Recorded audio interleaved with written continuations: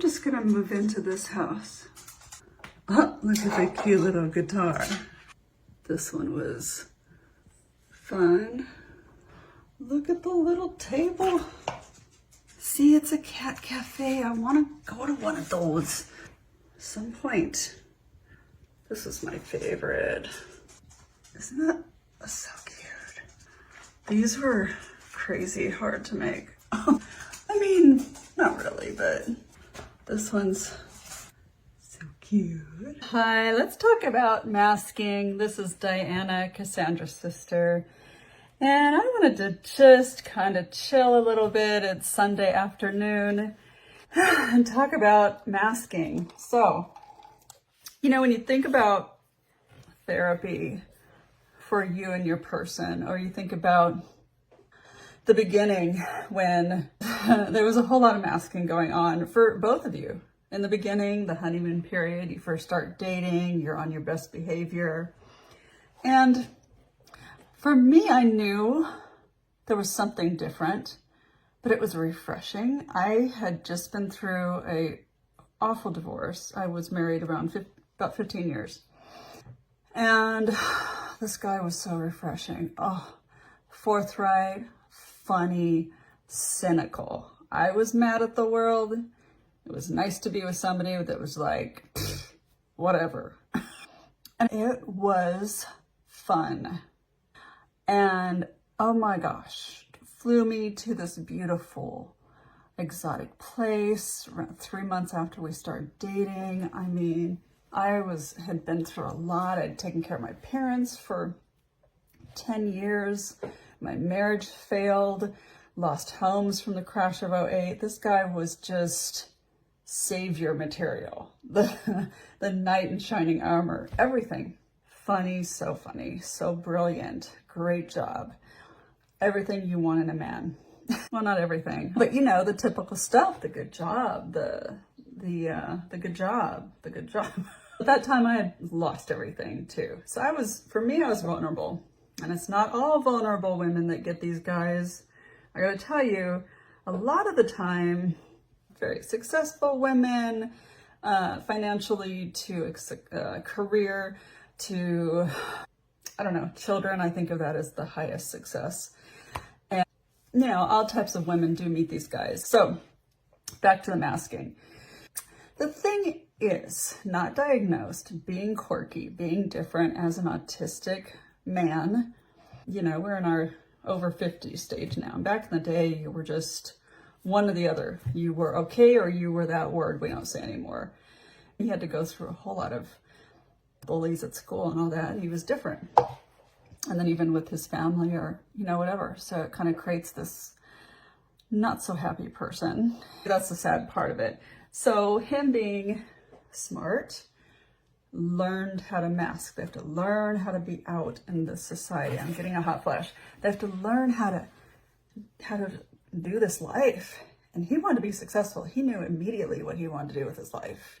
It was pretty, you know, he was a teen and did it. Became very successful in business, in his career. Relationships never went very well. They just, in the beginning, great. I stuck around. I really fell hard, and I was also in trouble. So again, yeah, still not all of us are in trouble, but it can happen more often than not. And I really could not imagine. For me, I was in this bubble. I was kind of this very protected only child by my parents. I kind of wasn't worldly anyway. I just couldn't imagine anybody being like this person. This can't be happening. I must be seeing it wrong. When he's doing certain things or saying certain things, it's like, it's me. I'm not seeing it right because nobody does that. I've been through this stuff, so it's gotta be me. Then things get crazy and you wonder, why is this relationship so hard? So we tried therapy and I forced it on him. But in a way there was some breakups and then he wanted to do it. First therapy, it was just this normal, I think it was the guy I was going. And hold on a second. Oh my goodness. So he gives the dogs a little treat and calls for them when he's, anyway, sorry for the interruption. All right.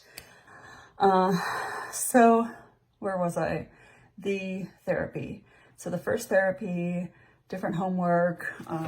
I don't know, we were given a book about relationships and whole scenario of relationships. And when this type of discussion happens or this type of argument and how to handle it, none of that worked. None. Zero. Why am I getting so animated? I don't know, just none of it. And again, I just felt completely baffled. I couldn't understand. Then we try another therapist. And then we went to one where I went to the restroom, I think, and they were talking about how it's okay to look at other women when you're on a date. We're men, we're supposed to do that. And I just felt ganged up on right away. Like, no, you don't understand. He does it different. He doesn't do it as respectful or funny, or I look at beautiful women, but it was always different. There was always a quirk, something that was not right, something that was always hurtful. And then this big breakthrough happens. We go to a therapist who understands autism. I'm like, he must have that. So she understands it 2 years later, still trying to make it okay. And he did wear a mask going to therapy very often. He was diagnosed in the 60s from that therapist and agreed with it and didn't agree with it. Remember it one day, forget it the next. Him. Remember it, oh yeah, and then just, doesn't matter, I'm not going to change, who cares? And then it was, well, you and the therapist gave me autism. And it's like a joke. It's always like a joke. Everything's a joke. When I feel like I'm dying sometimes. Why is that? My friend and I talk about this very often, like the comorbid things. What I've found, and what she was mentioning to me too, is that the ones like our guys, the ones that really cause all the pain and the death by paper cuts and all the insidious stuff that we go through with them, a lot of them had really difficult childhoods back in the day. There was no awareness. There was nothing to support their different brains. There was nothing there for them. So I can't even imagine. I would be angry. You're very likely to form personality issues. Are you coming back in, Weeble? Hi, kitty. Did you have a good treat? Was it come here, my love? Sweetheart, did he give you a good treat? Oh, good boy. You did. You smell like you had a good treat. The masking, they had to learn it to survive, to be successful. The thing is, you have this brilliant mind. Not all of them.